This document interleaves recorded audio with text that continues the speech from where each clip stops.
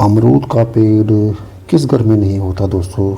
हर किसी की आंगन की ये शान होती है और हमें नहीं लगता कि किसी के घर में ये अमरूद का जो पौधा ना हो, क्योंकि हर कोई चाहता है कि अपने घर में इसको लगाए और ऑर्गेनिक फल जो इसके वो पाकर वो धन्य हो जाएं।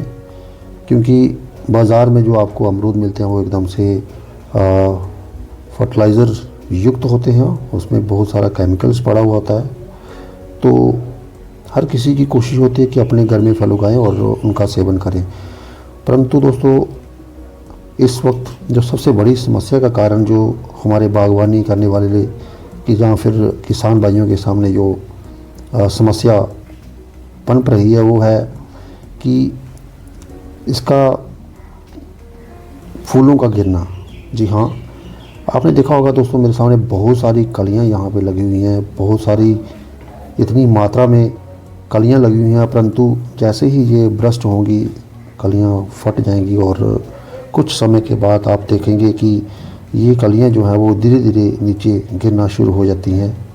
हालांकि फल की जो समय होता है फल में तब्दील नहीं हो पाती, वहाँ तक ये टिकती नहीं, क्योंकि समय से पहले ही ये जो फूल होते हैं, जो फ्लोरल वर्ड्स भी कहते हैं हम इनको, ये गिर जाते हैं। तो आज की वीडियो में हम बात करेंगे इसी के बारे में कि किस प्रकार से जो है अमरूद के फूलों को गिरने से बचाया जाए। तो चलिए, सबसे पहले हम बात करेंगे दोस्तों कि जब तक फूल नहीं बचेंगे तो फल स्वाभाविक है कि फल बनेंगे नहीं। तो हम अपने किसान भाइयों से यह आज साझा करेंगे कि किस प्रकार से जो है वो उपाय करें तो और ये हमारे अमरूद के फूल जो हैं वो रुके रहें और ये फल में तब्दील होते हैं। तो दोस्तों, सबसे पहले जो एक नंबर 1 पॉइंट आता है कि गुड़ाई। जी हाँ, अमरूद के जो पौधा है दोस्तों, उसको समय समय पर इसकी गुड़ाई की बहुत ही ज़रूरत होती है दोस्तों, ताकि इसके अंदर जो हवा का रिसाव जो है वो आसानी से इसकी रूट्स तक जो उसका प्रवाह जो हो जाए। क्योंकि जैसे जैसे अगर आप गुड़ाई नहीं करोगे तो एकदम से इसके नीचे की सॉइल जो है एकदम से वो सेट हो जाएगी और इसमें जो हवा का रिसाव होना बंद हो जाएगा दोस्तों। तो गुड़ाई जो है वो समय समय पर कीजिए। उसके बाद दोस्तों, इसको गोबर की खाद जो है वो बड़ी जो लाजमी है, क्योंकि वो नाइट्रोजन युक्त होती है, उसमें भरपूर मात्रा होती है नाइट्रोजन की। तो कोशिश करें नाइट्रोजन की मात्रा को पूरा करने के लिए आप इसको गोबर की खाद जो है वो ज़रूर इसमें प्रोवाइड करें। उसके अलावा दोस्तों, जिप्सम में एक फर्टिलाइज़र की फॉर्म में होता है, और इसके अलावा डीएपी और यूरिया, इसकी भी एक एक डोज जो है वो इसको ज़रूरी होती है देना।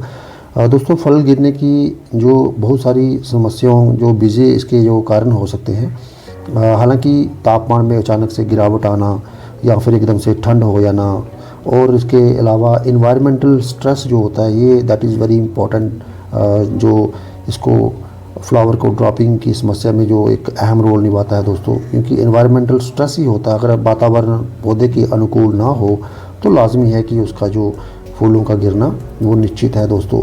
तो क्योंकि कई बार ऐसा होता है दोस्तों, अचानक से तापमान बढ़ जाता है और हमारे वायुमंडल में जो हवा में नमी की मात्रा होती है वो एकदम से ड्रॉप कर जाती है, जिसकी वजह से हवा में शुष्कतापन आ जाता है और वो डायरेक्टली इफ़ेक्ट करता है जो हमारे जो फूल जो लगे होते हैं फलों के, उसके गिरने के लिए। इसके अलावा दोस्तों, ह्यूमिडिटी जो होती है वो भी बहुत मैटर करती है, क्योंकि जितना ज़्यादा ह्यूमिडिटी का उतना ज़्यादा वेपोरेशन होगा, और वेपोरेशन होने की वजह से जो है हवा में एकदम से नमी की कमी आ जाती है। इसके अलावा दोस्तों, वाटरिंग की बड़ी एक इम्पॉर्टेंट पॉइंट है। आप ये नोट करें कि जब ये जो फूल लगना शुरू हो जाएं तो कोशिश करें सिंचाई आप बिल्कुल बंद कर दें, क्योंकि फूल जब तक फलों में कन्वर्ट नहीं हो जाते तो कोशिश करें जो है सिंचाई ना करें।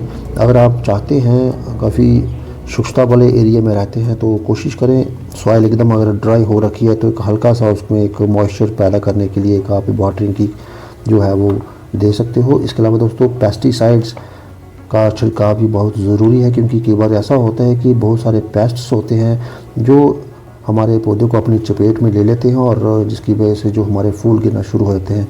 इसके अलावा दोस्तों एक अनुकूल वातावरण होना तो बहुत ही महत्वपूर्ण है, that is very much important for every tree, ना कि सिर्फ अमरूद और गावा ट्री के लिए, जबकि हर एक पौधे के लिए जो है अलग अलग वातावरण जो है ईश्वर ने बनाए हैं दोस्तों। तो हार्मोन की बात करें दोस्तों, हार्मोन का बैलेंस होना बड़ा ही इम्पॉर्टेंट है। इसमें एक ऑक्सीजन, एस्टिक एसिड्स और इथाइलिन का जो लेवल है इन हार्मोन्स का, वो बैलेंस होना बड़ा मात्र करता है, स्पेशली इथाइलिन का। इथाइलिन हार्मोन्स का जो बैलेंस रहना बड़ा लाजमी है दोस्तों इस फूल को बरकरार रखने के लिए। अगर ये हार्मोन्स में इम्बैलेंस होता है तो निश्चित तौर पे आपके फूल जो झड़ना शुरू हो जाएंगे दोस्तों। एक बड़ी ही हॉलिस्टिक अप्रोच हमें अपनानी पड़ती है अगर हम चाहते हैं कि अगर किसी भी फल वाले पौधे से अगर हम एक पर्याप्त मात्रा में उसकी प्रोडक्शन जो हम लेना चाहें तो इसके अलावा दोस्तों बड़े सारे और भी 2-4 कारण होते हैं जो हम आपके साथ साझा करेंगे। इसके अलावा जो एक फर्टिलाइज़र की बात करें तो फर्टिलाइज़र के बारे में आपको बताना भूल गए कि कोशिश करें जो जैसे ही विंटर का सीज़न जो आपका ख़त्म होता है और अर्ली स्प्रिंग का जो सीज़न होता है, उस वक्त जो है आपको इस फर्टिलाइज़र की डोज़ जो है वो बड़ी ज़रूरी होती है देना, और स्पेशली नाइट्रोजन की जो एक डोज़ देना बड़ा ज़रूरी होता है दोस्तों। नाइट्रोजन हो गया, पोटाश हो गया, और इसके अलावा जिंक की बड़ी एक वो इम्पॉर्टेंट होता है देना। इसके अलावा तो बात करें इसकी सॉरी इसमें एक और माइक्रो न्यूट्रिएंट्स जो एक फर्टिलाइज़र मिलता है दोस्तों बाज़ार में, अगर आप इसके उपाय के बारे में बात करें तो दोस्तों कोशिश करें, मिलता है स्टॉप ड्रॉप फ्लावर के नाम से एक माइक्रो न्यूट्रिएंट्स मिलता है, which is specialized micronutrients होते हैं इसके अंदर, जो कि ऑर्चिड्स की बहुत सारे इसको इस्तेमाल करते हैं to prevent the dropping of the flowers. तो कोशिश करें, इसके अंदर कोबाल्ट, मॉलीब्डेनम और जिंक एडिटिव्स पाए जाते हैं, ये इसका देना बड़ा ज़रूरी है दोस्तों, क्योंकि माइक्रो न्यूट्रिएंट्स जो होते हैं these are very essential for the growth of the plant. इसके अलावा दोस्तों एमोनिया सल्फेट, अगर आपके पास फर्टिलाइज़र है वो भी आप इसको दे सकते हैं, क्योंकि ये एक्सटेंड करता है लॉन्गेविटी और ovules and pistols of the fruit के लिए। तो ये अगर आप छोटी छोटी बातें अगर अपनाते हैं दोस्तों तो निश्चित तौर पे आपके फल जो हैं झड़ना बंद कर देंगे। इसके साथ ही धन्यवाद।